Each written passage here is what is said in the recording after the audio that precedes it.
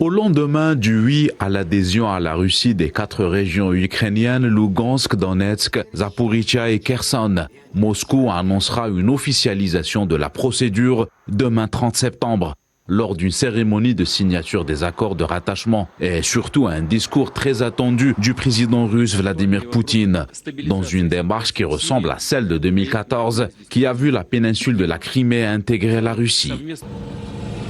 Mais la réalité actuelle est tout autre et différente, marquée par une situation de conflit militaire entre Russes et Ukrainiens depuis plus de 7 mois.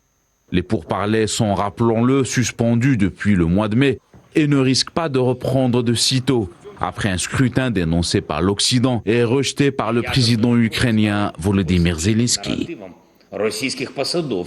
Sur le terrain, la démarche russe survient dans un contexte de contre-offensive menée par Kiev sur des territoires sous contrôle russe à l'est du pays. Face à cette situation, Moscou avait décidé de mobiliser partiellement 300 000 soldats réservistes dans ses rangs sur un front de plus en plus intense.